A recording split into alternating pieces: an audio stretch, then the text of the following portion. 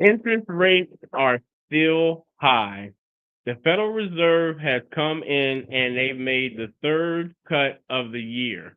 Meaning back in 2023, the Federal Reserve said, hey, in 2024, we're going to make three interest rate cuts so that because inflation is getting better as we go along. However, we have not seen that equate to lower interest rates on the mortgage rate side.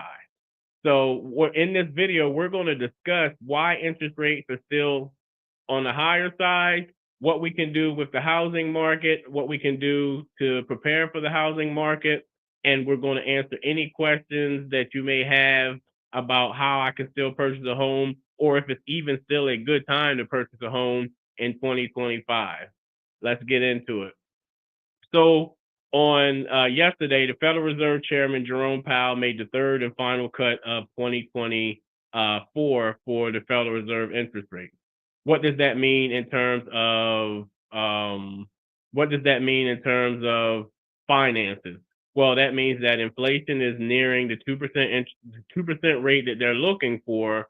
Also, that means that they are thinking the economy is starting to turn around or trying to push it towards turning around. When the interest rates for the Federal Reserve are reduced, what that technically means for them is, hey, we are going to be able to get better student loan rates, car rates, your credit cards, and personal loans, right? Doesn't necessarily have anything to do with mortgage interest rates. However, on yesterday, mortgage interest rates went up like 4 times during the course of the day. So when you hear the Federal Reserve has decreased interest rates and that it should equate to home ownership, it doesn't. The stock market's been out of whack the last 9 days, 9 days, not 90, but last 9 days. Mortgage interest rates have continued to tick up, and it's a bouncing ball, and the cycle is ever changing. Meaning, some days the mortgage interest rates tend to go down, some days they go up. But for the purposes of this video, we're going to dive into what we can do to prepare. Because in life situations, no matter what interest rates are, in certain situations, you're going to buy regardless. If you're in a divorce situation and you need to get away from your spouse or to refinance, no matter what the interest rate is, you're going to figure out a way, hey, to either buy another house or you're going to find a way to refinance. Same thing if you're moving your parents in or you're having another child and you need more space, you're going to do what it takes to purchase that home, and you're going to be able to buy you're going to try to buy a home so that you can make accommodations for your family. In all situations, it may not be a great time to buy a house for you, but we want you to prepare. We want you to understand what the market changes have going. What do we predict, or what are some things that we think can help us in 2025? Um, Alongside the fact that they also said that in 2025, they are going to reduce the amount of points they're going to decrease the rate. So in 2025, previously this year, Jerome Powell, the Federal Reserve Chairman, said, hey, in 2025, we're probably going to reduce interest rates another percent. Now he's backtracked to saying, hey, we're going to cut it back. It may go down 0.5%. He doesn't really know, right? He doesn't know until he sees the reports that we need to see. And he also needs to get the data to tell if it makes sense to continue to decrease interest rates. Alongside with that, of course, he's not going to make any moves right off the bat because in January we'll have a new president, we'll have a new regime in the White House, and what they're looking to do or what they want to do with the economy may not warrant for rates to be dropped, or may warrant for rates to be dropped even more to keep pace.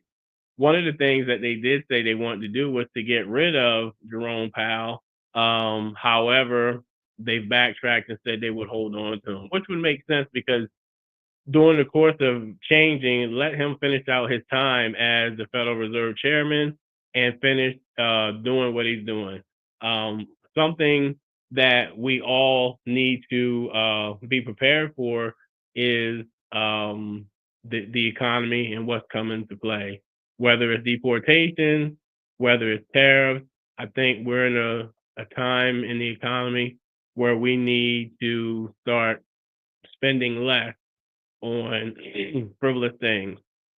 We need to figure out how to save because home ownership is great. Housing prices are still on the higher side, elevated, as I always say, and interest rates are on the higher side. People are still buying houses, right? People are still purchasing homes, they're still making moves. And, people still ask me, hey, do you think it's a good time to buy?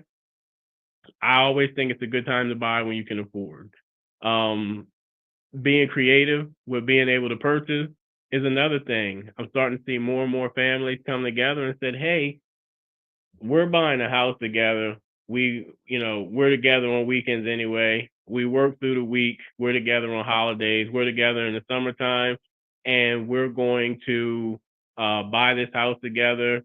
And it's one of the few opportunities for us to be able to buy. But also, we've listened to you, and hey, this gets us our foot in the door. We gain some equity in the property, and once we gain the equity in the property, we have an opportunity to pull some out and go on our separate ways.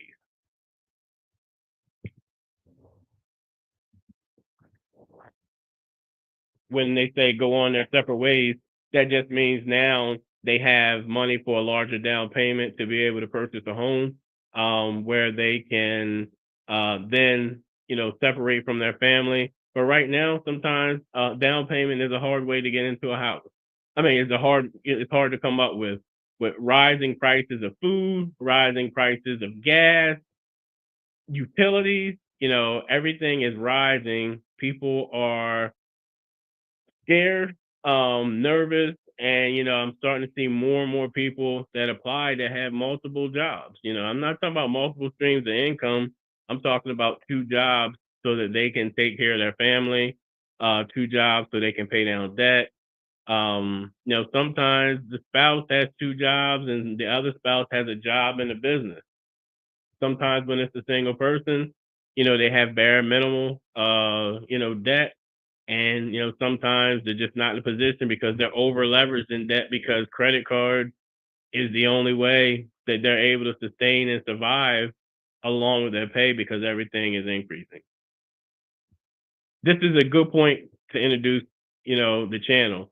If you're new to the channel, do me a huge favor and hit the subscribe button so you can receive notifications. Um, so you can receive notifications as to when we go live. And if you are not new to the channel, do me a huge favor and hit the like button and share this out. It's been a few weeks since I've been live due to the holidays and taking some time off for preparing, but I wanted to jump on and answer any questions that you may have pertaining to the current state of the market, your thoughts on purchasing homes in 2025. Is that still on your radar? What are some pitfalls that are stopping you from being able to purchase a home? If you're watching this on the replay, drop it in the comments as to, what's your position on purchasing homes. Um, Lately, I've been getting comments from people who, say, I don't know what I'm talking about. It's greed. People gonna have their opinions. I've been doing this for 20 years, and I have my educated opinion based off the market, and then I do research. I don't just figure out what's the trendiest thing to do. I do my best to educate the consumers in hopes that they become homeowners. Um, so in the meantime, while I wait for you guys to come in with your questions, I have something else, right? So in 2025, my prediction is that we're going to see a tough housing market in the first quarter of the year. The reason why I say the first quarter year is going to be a slower or tough market is because people are now trying to get their bearings together from the spending they've done from the holidays. seeing what happens after January 20th to 21st when the new president comes in and what changes are being made. And then also you have tax time where people are scrambling to get their income tax checks prepared or pay out their income taxes. I think that as we go along in the year, people will start to become more comfortable with whatever is considered a new normal. The new normal, I believe, is the interest rates are going to stay above the 5.5% interest rate. Right now, currently, on conventional with fair credit, a decent credit, you're still looking at close to 7% interest rate. On FHA, VA, and USDA interest rates, you're looking at 6.5, 6.25, right? You do have the ability to pay down for your rate, so that's buying down the rate. However, you are also still looking at higher home prices, right? We're starting to see more inventory on the market, and not only is the inventory on the inventory is staying on the market longer. When I say longer, people were used to houses going off the market in 2, 3, 4 weeks, right? Now they're staying on the market 90 to 100 days, which prior to COVID is still fast because homes were staying on the market for 4, 5, 6 months. So, we have more inventory than we've seen since 2019. We've also seen, houses stay on the market longer. And for those that are interested in purchasing, one of my tips is and prediction is that you'll be able to start to see more of a buyer's market for a little while where the seller is willing to contribute to closing costs because they have to go somewhere and they're not getting as many offers as they normally would get. However, you still need to prepare for you still need to prepare to make sure that you have money for down payment, to make sure that you have money for closing costs if something were to happen and the seller could no longer contribute or give you the closing costs, right? Now there's another prediction. I think that we'll start to see housing prices come down some. Sellers, even though there's technically considered a housing shortage, there's still a lot of pent up buyers who are on the sidelines waiting for something to change. Doing this, talking to people on a daily basis, the census is more people would like to see housing prices come down. With a combination of housing prices coming down and interest rates coming down, that makes housing more affordable for people to be able to have that makes the housing more affordable. And then you start to see more buyers.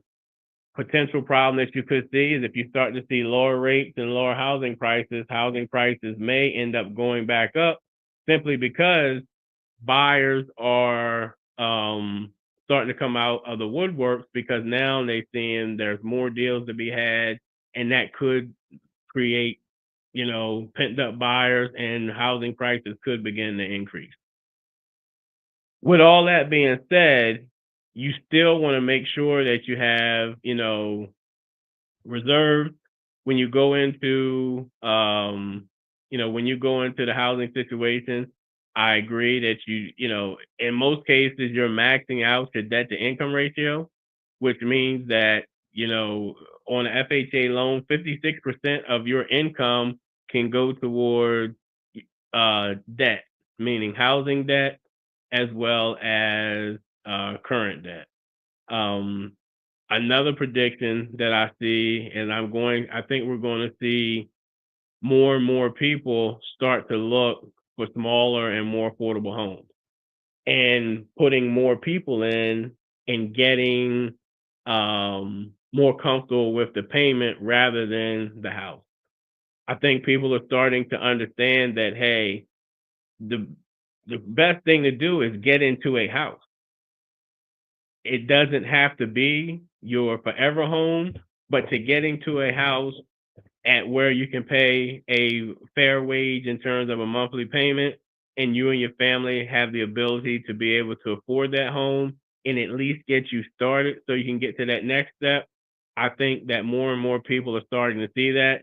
Another prediction, I believe I see more people who have the ability to work remotely are going to be moving to areas where it's more affordable and still maintain and keep their income that they get from their current jobs.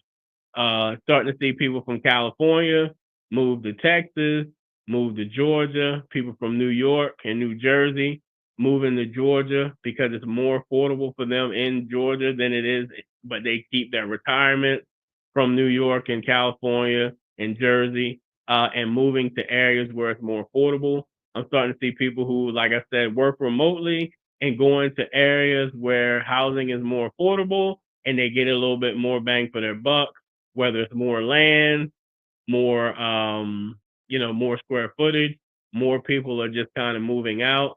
And then there's people moving to areas where they're looking to pay you to come to that area, such as like a Tulsa, Oklahoma, and it's a few other cities. It's a few other cities that they are, paying people to go to a more affordable area. Um, Starting to see, and I just had someone pop on, but starting to see more and more truck drivers actually moving to areas because they can drive anywhere. So they can live anywhere, especially when they drive long haul. Starting to see more people figure out, hey, I need to get some of this car debt out of the way or some of my debt out of the way. So I've seen people sell their cars back so that they can purchase a home.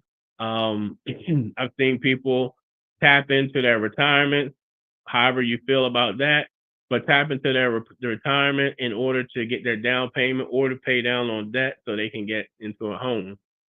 So people are becoming a lot more creative, understanding, and I do believe in my professional and personal opinion that this is the new normal. Um, will we see a crash? I don't know. I doubt if we see it in this next 4 years. However, I do think that we will see a correction. We'll start to see housing prices come down some. We'll see interest rates come down some. I do believe that we'll start to see rates come down more so in 2025, in the end of 2020, middle to end of 2025. And I don't think we'll really see the huge effects of the changes that have been made this year until into 26. Um, if you're out there and you're listening and you have any questions pertaining to home ownership, do me a huge favor, drop it in the chat if you're available now.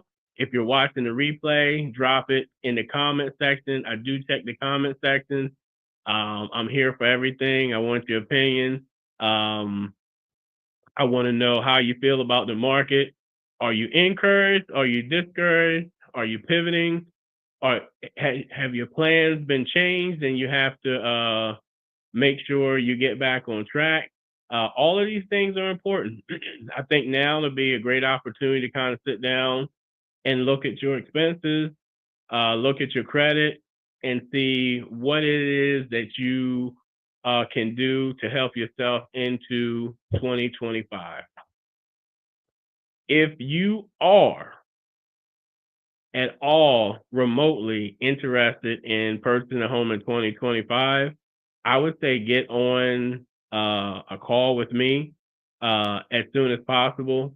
It's a shameless plug, but get on as soon as possible because you want to have a game plan on what you can do. I've spoken to a couple of people in the last couple of days, and they got misinformation pertaining to what they may need to do with their credit.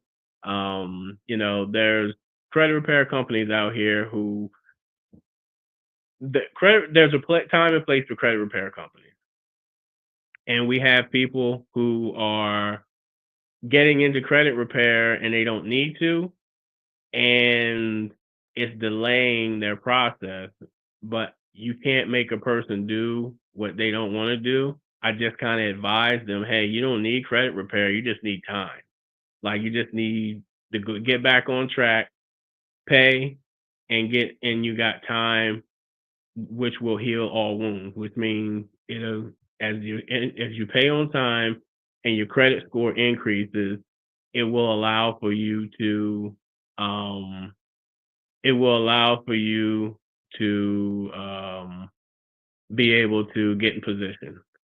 So, guys, if you have any questions, definitely drop them in the chat. I'm gonna reset the room. Hey, we're talking about interest rates. We heard that Uncle Jerome Powell, has cut interest rates from the Federal Reserve for a total of 1 percentage point this year, but we haven't seen it equate to mortgage interest rates dropping. So how can that help us? How is that not helping us? What can we do to potentially help us? Is it a bad thing that interest rates aren't dropping? When will we see interest rate drop? Those are all the things that people want to know. Um, Let me get talking to the Chanel. Definitely going for more affordable homes when the time comes. Right, more affordable homes. It helps. At some point, you hold on to it long enough, it is going to increase in value.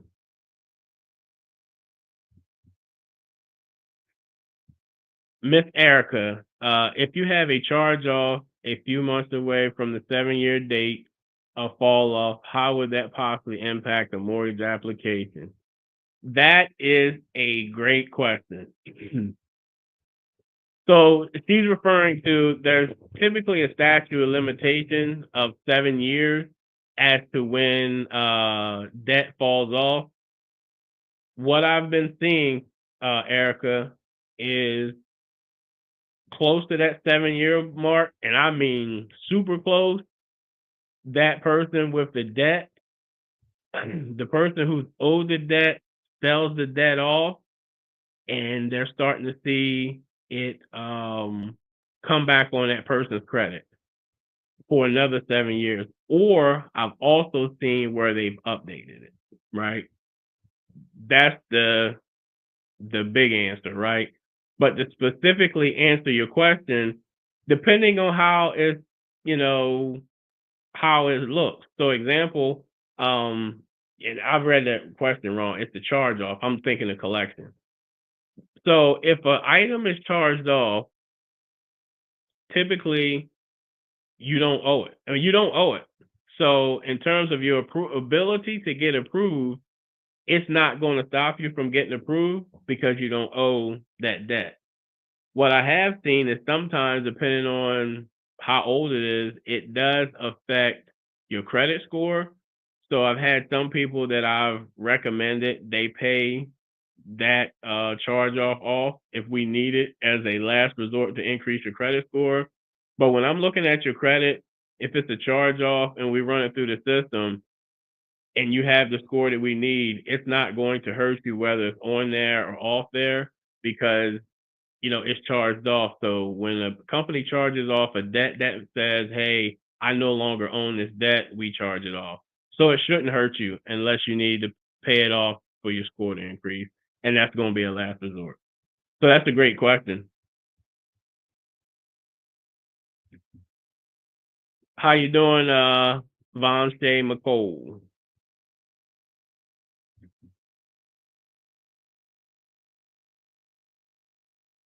I'm just logging on. They're really going down. No, interest rates have gone up. Like, interest rates are going up. We haven't seen, so prior to, let me see, starting around July of this year, we started to see interest rates decrease. This was before the Federal Reserve made their first cut on interest rates. In September, when the Federal Reserve made their first cut on interest rates, we started to see mortgage interest rates increase because we had already hedged for the change in rate in July, after July, when they announced that there would probably be a rate cut in September, the next time the Federal Reserve met. So from September on, we've seen interest rates kind of do this, go up and down, right? Prior to, the closer it got to the election, seemingly is like the higher interest rates got, they started to increase. And a lot of people said that after the election they were going to buy because they felt like, hey, everything's stable and we should see a decrease in rates. Now, over the course of the last 2 weeks prior to yesterday, we were starting to see interest rates come down some. Even the day before they announced the interest rate drop, we started to see interest rates were still going down. Yesterday after, and I wish I had the screenshot, but yesterday after they announced the interest rates were going to be more, that interest rates were being cut, mortgage interest rates got worse 4 times. What does that mean? That means that 4 times during the course of the day, from probably 2 o'clock to 6, we saw the cost to get a rate increase by 1/8%. Doesn't necessarily mean that the interest rate went from a 6.5 to a 6.75, but that 6.5 that may have cost you $2,000 at the end of the day might have cost you $2,300 or $2,400, right? That's and what that means is if I don't have the funds to cover that gap of that $300 or $400, in order for me to handle it, I may have to go at a higher rate, so I still use that same $2,000. So from the time that he spoke yesterday, that same $2,000 that you were going to use may not afford you the same interest rate by the end of the day. Today, the market wasn't as volatile as it was yesterday. I did see a pricing for the worst once, and I think I seen pricing for the better, which kind of offsets each other. So you still just have to prepare for for the market, and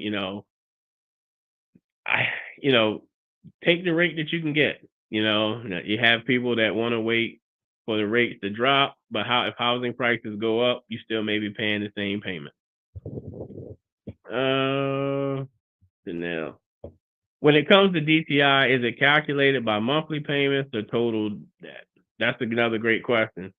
When it comes to DTI, we look at what does Chanel bring in on a monthly basis and what does she spend out on a monthly basis. Because you could have 2 credit cards that have balances of $1,000, and one payment could be 150, one could be $75. And the difference is the interest rate. So, you know, that's why we look at it on a monthly basis, because we're not paying the mortgage on a yearly basis. So we look at everything on a monthly. What you bring in monthly, what goes out monthly, because your payment's monthly. Hopefully that makes sense and answers your question.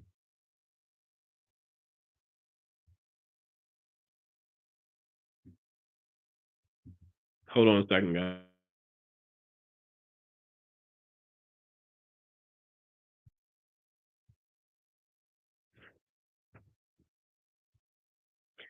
Oh, I'm sorry. I'm back. So,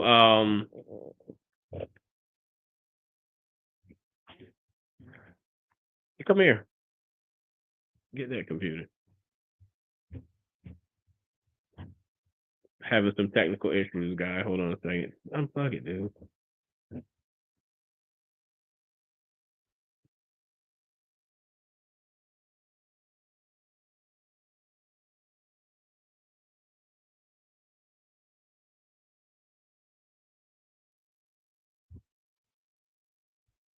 No problem. So if you guys have questions pertaining to the market, or I'd like to hear your feedback, like kind of talk back to me in the chat. Now that the Federal Reserve has decreased rates 3 times this year, in 2025 we'll have a new president. How are you guys feeling about the economy? How are you feeling about the real estate market? How in general, does it are you looking for investment purposes? Are you looking to purchase because your rent's high?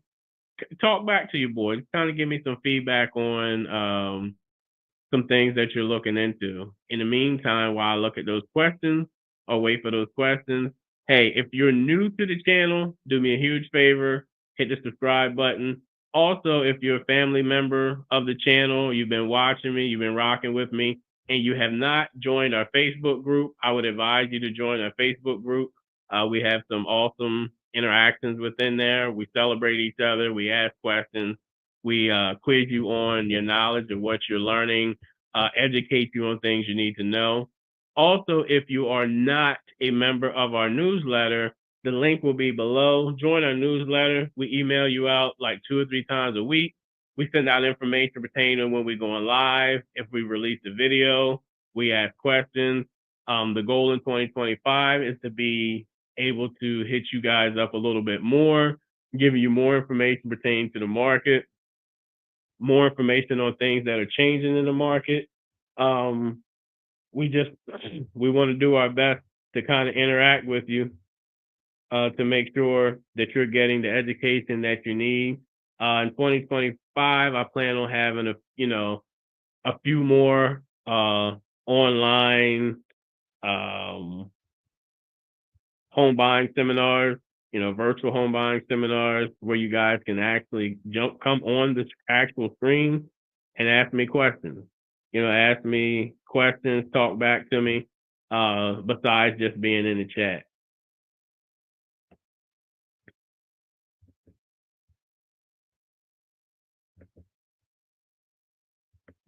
All right, cool. I got it. Sorry about that, guys. I had some technical issues I had to deal with. I'm looking to buy fall of 2025. Erica, is that because of your lease, or is that because you've got a game plan and that's when you think it'll be an optimal time to buy?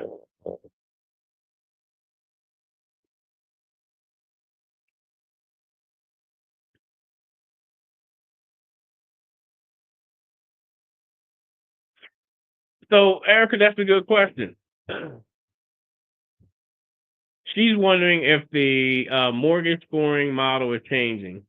So they have been talking for maybe the last 2.5 years, 3 years about changing the scoring model that they use for mortgages from FICO to Vantage, like a Vantage T10 or something like that. I read maybe a week or two ago there was a company that released its first scoring model change. So it could possibly be coming, but they've been talking about it for the last couple of years. So with Vantage scores are like Credit Karma, Credit Sesame, the score you see from Capital One or whoever your credit card company is, that you have that gives you a free score. Different providers give different things. The FICO score is what financial institutes use, such as banks, credit unions, when you're getting a credit card, when you're going for a car. And those scores are typically lower than what you see on the Vantage. Now, it's not always lower. I've seen where the Vantage score has been higher. Where the FICO score has been higher than the Vantage score, but it just all depends from person to person. Both. I also have a child heading to college.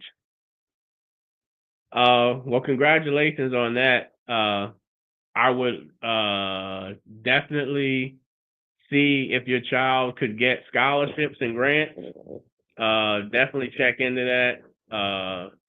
Try to keep him or her from keeping him or her from getting a lot of student loan debt.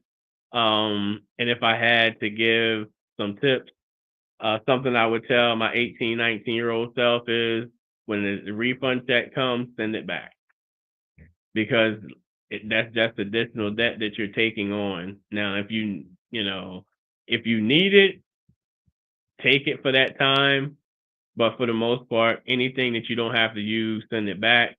And I would keep applying for grants even as you get in to, go further into school. And grant scholarships as well. Try to minimize that student loan debt and crutch that many of us have, myself included.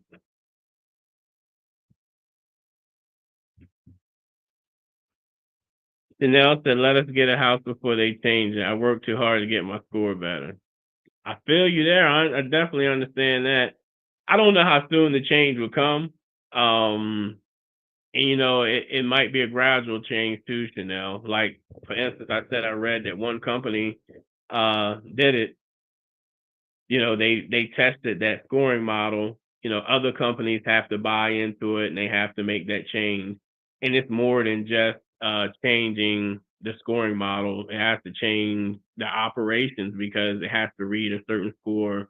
That's how underwriting has to see read into it. So it may still be years down the road because they got to make the systems change to go along with the scoring change. What's going on, John Davis? No problem, man. Appreciate giving me the information. When applying, is it possible to apply for more than one state? We're undecided. It's between PA, DE, and Maryland. That's fine. When you apply, we can put in the state and then we can just kind of give you, like, I know Maryland, I know Delaware, I know Pennsylvania. I know the differences in who has higher taxes, what area has lower taxes.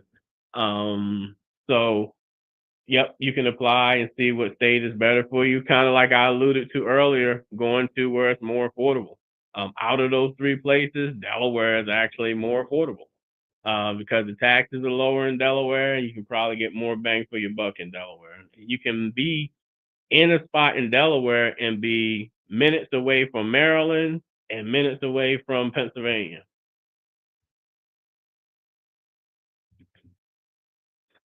Great information. I would share your advice with my child. Tell your son or daughter that Uncle Kevin said, send that refund check back. Tell Uncle Kevin said it.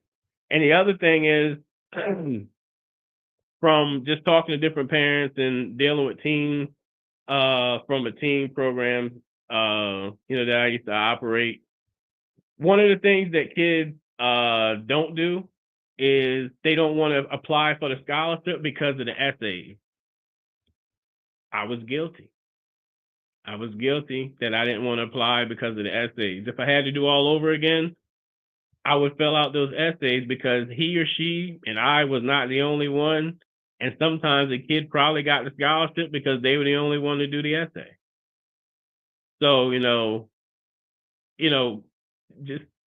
just have them apply for as many scholarships as possible and figure out their major that they want to do. See if there's a school offering grants and scholarships for their major. Because I know we're talking about student loan debt, and it's not necessarily tied into that person in the house right now. However, when he or she gets out of college and they want to become a homeowner, whether they got a lot of student loan debt and what their income is going to make a difference if they have the ability to purchase unless you set them up. So if they have the information going into school and they still decide to do what they want to do, they can't say that no one didn't tell them.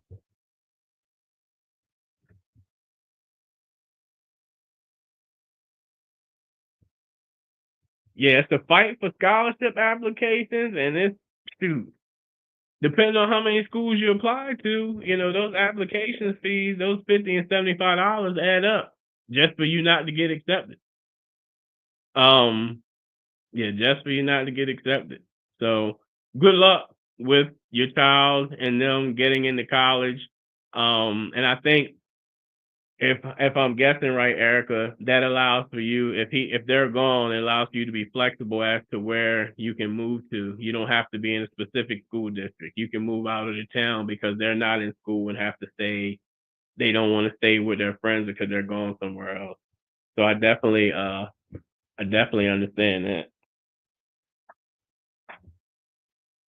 Erica, did you know that? And I don't know what your financial status is. If they go off to college, you could potentially help them buy a house while they're in college with a 3.5% down payment. And as long as they stay in the house, they could use, like, for instance, they could rent out rooms to college mates, or if they've got friends going to school, they could rent out the rooms and pay for the mortgage. I mean, if they plan on being in school for 4 years, they have a home, they're gaining equity, right? And they're their mortgage is being paid by the people that they rent to. The people that they're renting to probably get bored from the school, so they can use that board to help pay for the house. It's not an investment property for you because it's a non-occupant co-borrower FHA loan where you put down 3.5% down payment and you bring the closing costs, and it allows for them to buy. It also helps you could buy as well, and you could still have two FHA loans because you're a non-occupant co-borrower on one. In some scenarios, some down payment assistance programs will allow for you to be a non-occupant co-borrower and still get that down payment assistance if money is an issue in that case. Um, that's a great option to check into. Like, hey, it might not even be something that you do their first year. Maybe after they get settled into school and they're ready to move off the yard or off campus, look into buying a house, let them stay in their room, let them rent out the other room to some buddies that they've met, and gain equity and also get the mortgage payment. Pretty much could be living free, and save you money on room and board as well. I said board, I mean room. Um, so that's an option too that people don't know about.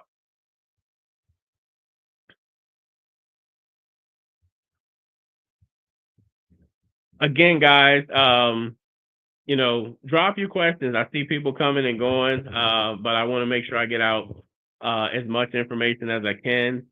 I think this may be my last live of the year. Depends on how I feel next week.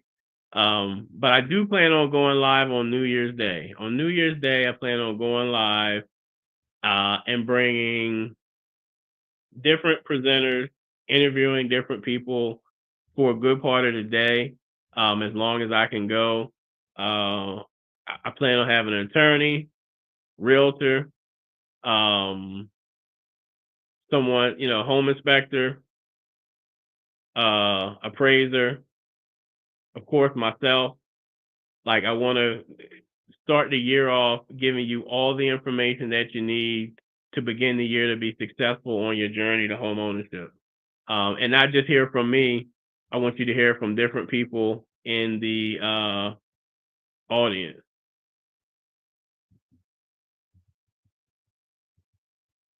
I plan on also having some past clients come on, first time home buyers, and giving what their experience was going through the home buying process.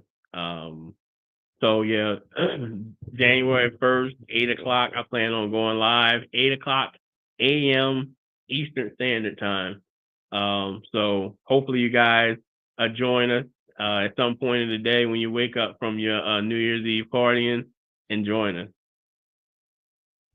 Let's see.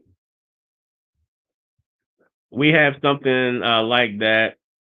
We something like that to become a resident and get in-state tuition, but that does sound like it can be helpful. Yeah, yeah. I mean, I know, I know some people who their both of their kids end up going to the same college. They purchased the condo. The one kid graduating was gone. The other kid still had it, um, and they rented out to their friends. And now I don't know if they still have it or not, but I know it was a way for them to save money, and it was they purchased a home.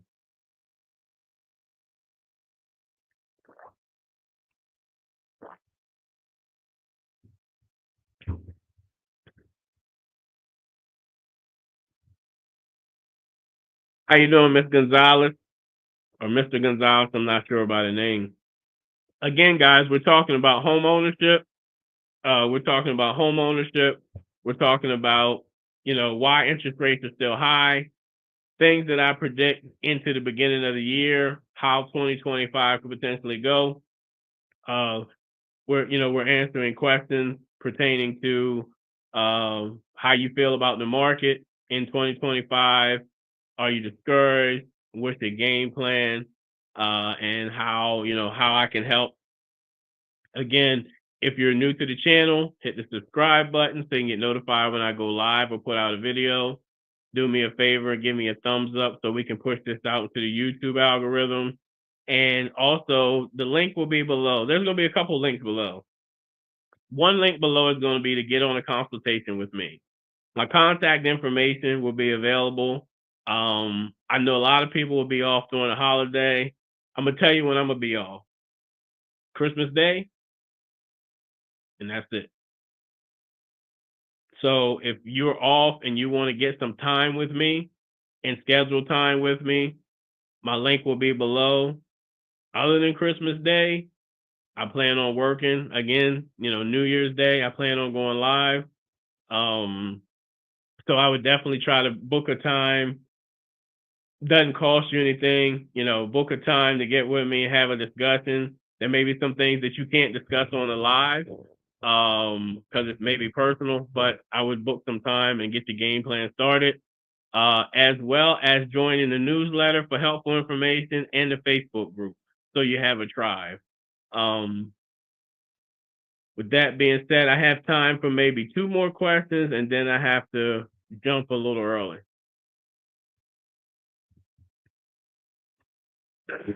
But again, definitely, if you're just joining, I would go back to the beginning of this live and listen to it and listen to why interest rates are continuing to go up and not going down, even though, let me rewind that.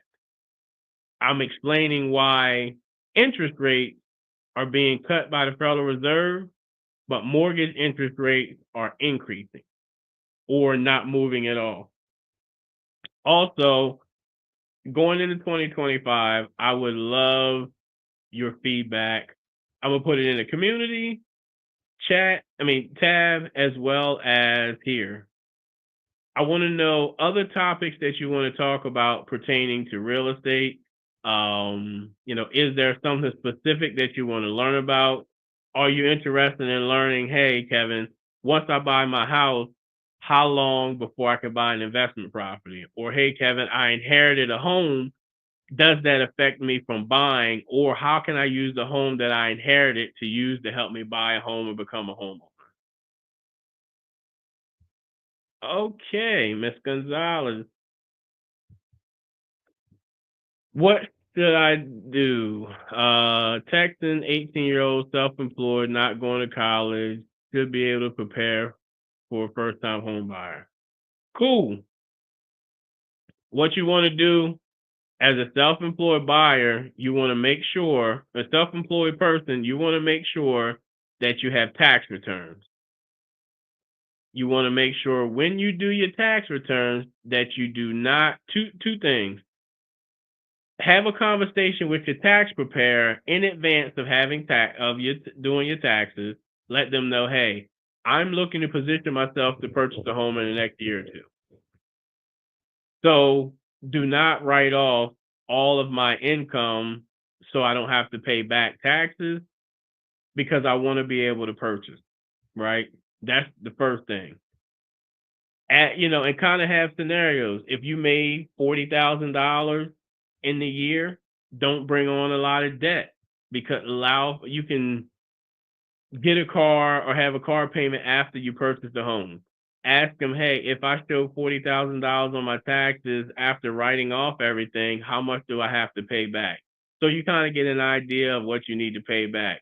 Once you know what you need to pay back, then I would prepare to start saving. So either pay it off in one lump sum or get on a payment plan with the IRS and make payments, and we can use that into your debt to income ratio. But for anyone listening who is looking to purchase a home and they're a self-employed borrower, you need to have at least 2 years of tax returns in most cases. Anley, do me a favor. Email me at put my email address. I'll put my email in the chat. I want you to email me because there's an answer to your question that I don't know. A second part to your question. So I know that if you're in college and you go or leave high school and you get a job and we can use your income, I know you don't need 2 years of tax returns or 2 years of W-2s. What I don't know is if you're self-employed and you come out of high school, do you need 2 years of self-employed income? I think you do, but I just want to be sure because I don't know. But if I had to guess, that you'll probably need to have your tax returns for 2 years. Another thing is, depending on what you do or how much money you make, you may be able to do a bank statement loan if you had your business for 2 years. Just because you're 18 doesn't mean you haven't owned a business for 2 years. So, I'm not going to make that assumption. So I would love to have a conversation with you. Reach out to me on my link below. I've got some questions for you so I can better answer your questions, if that makes sense. Well, cool, guys. We're coming to the end. I want to thank everyone. I appreciate you. If you want to book a call, if you want to buy a house in 2025, book a call with me as soon as possible. Let's just have a discussion and see what I can do to help you. I'm never going to try to hurt you. And if you're new to the channel, show me some love. If you don't subscribe and you don't want to subscribe, at least give me a thumbs up. Give a brother a thumbs up. All my links will be below for my Facebook group, for my newsletter, the link to get on my Calendly link, my contact information. Again, I'm Kevin Jefferson, the People's Lender. Have a great night and happy holidays.